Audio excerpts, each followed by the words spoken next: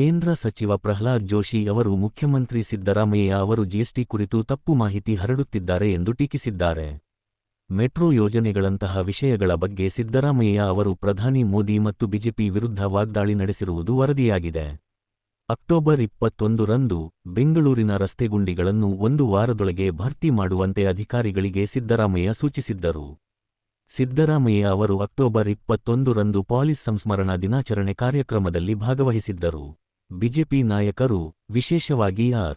ಅಶೋಕ್, ಸಿದ್ದರಾಮಯ್ಯ ಮತ್ತು ರಾಜ್ಯ ಸರ್ಕಾರದ ವಿರುದ್ಧ ಬೇರೆ ಬೇರೆ ವಿಷಯಗಳ ಬಗ್ಗೆ ಟೀಕೆಗಳನ್ನು ಮುಂದುವರೆಸಿದ್ದಾರೆ. ಕೇರಳದಿಂದ ಸಕ್ಕರೆ ಖರೀದಿಸುವ ನಿರ್ಧಾರದ ಬಗ್ಗೆ ಸಿದ್ದರಾಮಯ್ಯ ಅವರ ಸರ್ಕಾರ ಸ್ಪಷ್ಟನೆ ನೀಡಿದೆ. ಬಯೋಕಾನ್ ಸಂಸ್ಥಾಪಕಿ ಕಿರಣ್ ಮಜುಂದಾರ್ ಶಾ ಅವರು ಡಿ. ಕೆ. ಶಿವಕುಮಾರ್ ಅವರನ್ನು ಭೇಟಿ ಮಾಡಿ ಬೆಂಗಳೂರಿನ ಮೂಲಸೌಕರ್ಯಗಳ ಬಗ್ಗೆ ಚರ್ಚೆ ನಡೆಸಿದ್ದಾರೆ. ಕಳೆದ ವಾರಗಳಲ್ಲಿ ರಸ್ತೆಗುಂಡಿಗಳು ಮತ್ತು ಕಸದ ನಿರ್ವಹಣೆಯ ಬಗ್ಗೆ ಶಾ ಅವರು ಟೀಕಿಸಿದ್ದರು. ಇದಕ್ಕೆ ಶಿವಕುಮಾರ್ ಪ್ರತಿಕ್ರಿಯಿಸಿದ್ದರು. ಡಿಕೆ ಶಿವಕುಮಾರ್ ಅವರು ರಾಯರ ಮೂಲ ಬೃಂದಾವನಕ್ಕೆ ಪೂಜೆ ಸಲ್ಲಿಸಲು ಮಂತ್ರಾಲಯಕ್ಕೆ ಭೇಟಿ ನೀಡಿದ್ದಾರೆ. ಬೆಂಗಳೂರಿನ ಅಭಿವೃದ್ಧಿಯ ಬಗ್ಗೆ ಬಿಜೆಪಿ ಸಂಸದರು ನಿರ್ಲಕ್ಷ್ಯ ತೋರಿದ್ದಾರೆ ಎಂದು ಶಿವಕುಮಾರ್ ಅವರು ಮುಖ್ಯಮಂತ್ರಿ ಸಿದ್ದರಾಮಯ್ಯ ಅವರೊಂದಿಗೆ ಸೇರಿ ಟೀಕಿಸಿದ್ದಾರೆ.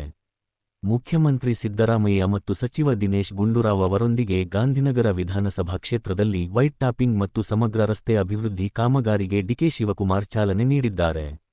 ಬೆಂಗಳೂರಿನಲ್ಲಿ 500 ಕಿ.ಮೀ ರಸ್ತೆಗೆ ವೈಟ್ ಟ್ಯಾಪಿಂಗ್ ಮಾಡಲು ಡಿಪಿಆರ್ ಸಿದ್ಧಪಡಿಸಲಾಗುತ್ತಿದೆ ಎಂದು ಡಿಕೆ ಶಿವಕುಮಾರ್ ಹೇಳಿದ್ದಾರೆ. ಕಿರಣ್ ಮಜುಂದಾರ್ ಶಾ ಅವರು ತಮ್ಮ ಕುಟುಂಬದ ಕಾರ್ಯಕ್ರಮಕ್ಕೆ ಆಹ್ವಾನಿಸಲು ಶಿವಕುಮಾರ್ ಅವರನ್ನು ಭೇಟಿ ಮಾಡಿದ್ದರು.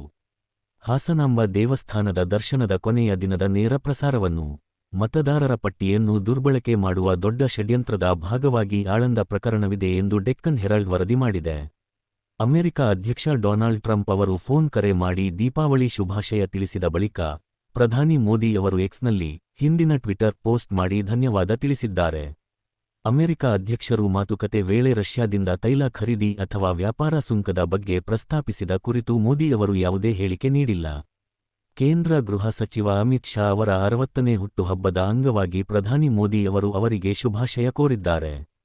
ಪ್ರಧಾನಿ ಮೋದಿ ಅವರು ಗುಜರಾತ್ ಜನತೆಗೆ ಹೊಸ ವರ್ಷದ ಶುಭಾಶಯ ಕೋರಿದ್ದಾರೆ. ವಿಶ್ವಸಂಸ್ಥೆಯ ಆಹಾರ ಮತ್ತು ಕೃಷಿ ಸಂಸ್ಥೆ ಫಾಒ ಬಿಡುಗಡೆ ಮಾಡಿದ global forest resources assessment GFRA 2025ರ ಪ್ರಕಾರ ಭಾರತವು ಅರಣ್ಯ ಪ್ರದೇಶದಲ್ಲಿ ವಿಶ್ವದ 9ನೇ ಸ್ಥಾನಕ್ಕೇರಿದೆ.